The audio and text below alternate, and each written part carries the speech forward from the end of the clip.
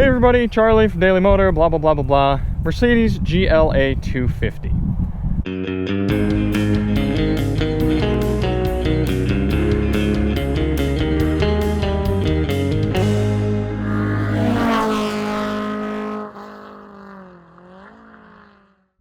I would be blown away if anyone on my channel is actually buying one of these cars.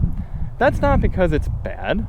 It's just because when we did a live drive, all of you pointed out how you could buy a RAV4 that does everything that this does and more for about half the price.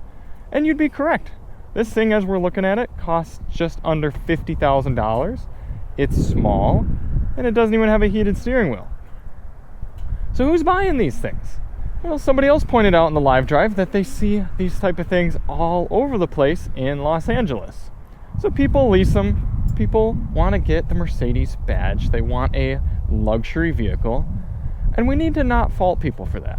If you have the means and you feel like having a luxury item, then this is a great car for you. That's the thing with luxury items. They're not needs, they're wants. If you want to buy a car that you need, that will get you to where you need to go, and will provide you a lot of bang for your buck, you shouldn't be considering a Mercedes-Benz at all. But for people who want the style aspect, they want the wow factor, they want the badge prestige, and they can't spend $100,000 for a GLS, or say they just don't have the need for a large vehicle, this is a perfectly good option. Let's check it out. Pretty snazzy interior. Yeah, you pay extra for it, but this brown MB-Tex fake leather is actually pretty nice.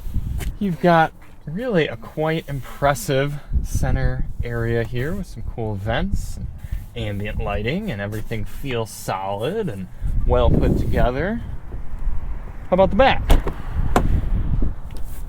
Well, actually a decent amount of room. You'd be surprised as well. 5'10" adult sitting here. I've got knee room. I've got headroom.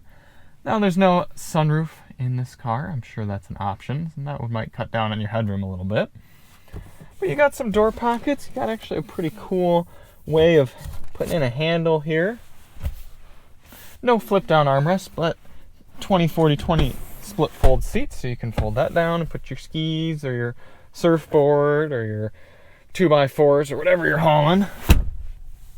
Some rear vents and some power points as well. 2 USB Type-Cs and an ungrounded 115 volt. Popping open one of the fastest rear lift gates I've experienced. I think it'll take your head off. You've got a rear cargo area. It's not huge, but it's not minuscule. Spot to hold your milk. Spot to hold a few other goodies. And some underfloor storage because there is no spare tire. Seats fold down and add to your rear cargo area. Firing it up, and you definitely start to see where some of that luxury prestige is going. They've integrated this 2-screen setup for infotainment and gauge info really, really nicely. You can change how your gauges look. Right now I've got this kind of neat futuristic style, but you just scroll on over to designs and display, change that, let's go classic. That just gives you more of a traditional look. And then same thing, if you go back over there again, you see I'm doing this with the thumb pad, you can get spurt. That gives you kind of more an aggressive looking gauge package, and that does everything. It does kind of the color accent profiles. These are some of the highest resolution and most responsive screens on the market. Mercedes MBUX system definitely got a learning curve, but once you get used to it, it has more functionality than just about anything else in its class. Also, take a look at this sweet ambient lighting. Even in broad daylight like this, you can see it. There's something to be said for that. And there's also something to be said for the fact that Mercedes gives you so many different options in customizing your ambient lighting. Go here, color. You got all these cool multicolor options. Looks really good at night. Or if you don't want to do that, you've got all the colors of the rainbow right here. So that's pretty neat. Mercedes does one of the best jobs at giving you that wow factor here in 2021. BMW's, what? Oh no, what's open? latch isn't on. That's weird.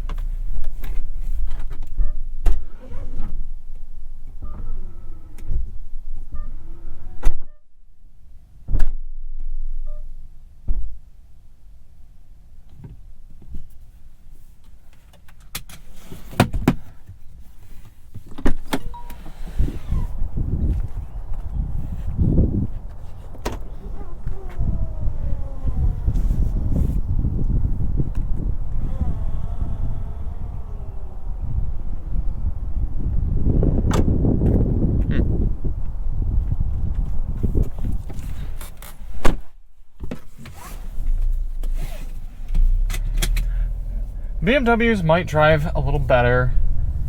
Audis might look a little bit classier.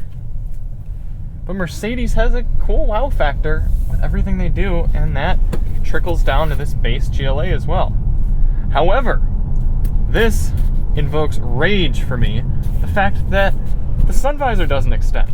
There's a huge section over, it's probably about 8 inches or so, of space that the sun can just shine right in and blind you if you're driving parallel to it.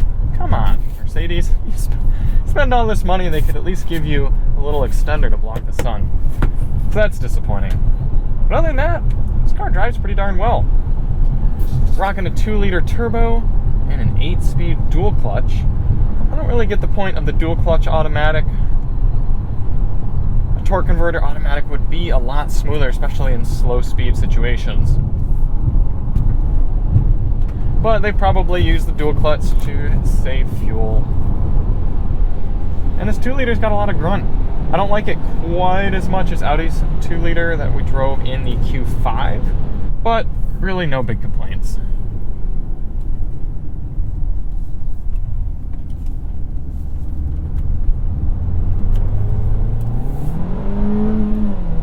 Whew. See, that was a weird shift right there. I don't know if you guys can tell on the camera, but it sort of bucked my head forward.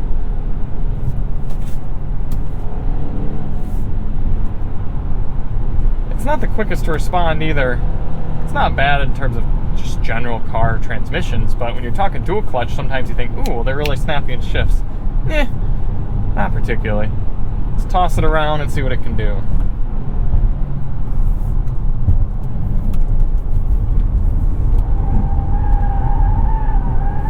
Okay, so pretty neutral. Stability control kicking in a little bit. This car shares a platform with a lot of other Mercedes models, the A-Class, the CLA-class, the GLB-class. They're making good work of this platform. Yeah, not as fun to drive as a BMW X1, but who's paying this sort of money for a driver's car anyway? Anyone who's putting down this sort of money and wants something good to drive should be looking at a Volkswagen Golf R. Do a little 60-0 emergency brake stop. Very uneventful. And a launch. You can't brake torque it because it's a dual clutch.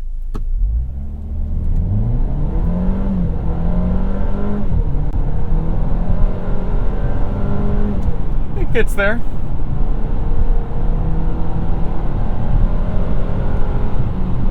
Even though it's got a sport mode and paddle shifters, this car doesn't really have sporting intentions. They do make a sporty version, however. There is a GLA 35. That was probably pretty fun to throw around. You got a few other drive modes outside of sport. You got individual, comfort, and eco. Maybe it's eco, I don't know. If you want to see more about how the GLA 250 does on the highway, we've got a dedicated review for fuel economy. Check the link in the description for that. We also have a dedicated review on the 6-speaker bass audio system in here, which actually is not too bad. No adaptive cruise control. We set it, forget it. It's a little bit louder in here than you might expect for a Mercedes-Benz. It's a little windy today, and this is a loud section of highway, but it's just not exactly quiet. So if you're the type of person who's thinking, oh, I don't need any of those things, why would I pay so much for that? I can get blah, blah, blah car that has all these features and more and costs $15,000 less. If you're thinking those things, you're not the intended market for this car. I'm sorry. Don't worry about it. Watch another video. Click off. You're good. It'll be okay. Some people just want to spend extra money to get something a little cooler. They don't want the same car that they see 15 times a day on their commute. Unless maybe you live in Beverly Hills, in which case maybe you do see these all the time. But the GLA is kind of cool. It's just kind of different. Yeah, it's not setting any records. It's not winning any awards. But if you want a baby Benzo, this thing does a pretty good job. Not only that, but if you're okay with spending the money, you can actually get quite a few features on this. You can get massaging seats, cooled seats. You got this ambient lighting like I showed you. You do still get solid Mercedes build quality and safety. So those are some things to consider. And some people appreciate more than just the features. They appreciate going into Mercedes dealerships and getting that next level of service. They appreciate just saying they have a Mercedes-Benz. So for whatever reasons you have for buying this car, that's okay, that's good. If you want it, you go get it. But if you don't want it, okay. Move on to your 15-year-old Honda Accord, we get it. So the GLA 250. Good car for the right kind of person. Thank you all so much for watching. If you want to see more on this little GLA 250, check the links in the description for our highway fuel economy test and our sound system review. And we'll see you on the next one. I'm Charlie from Daily Motor, and as always, drive on.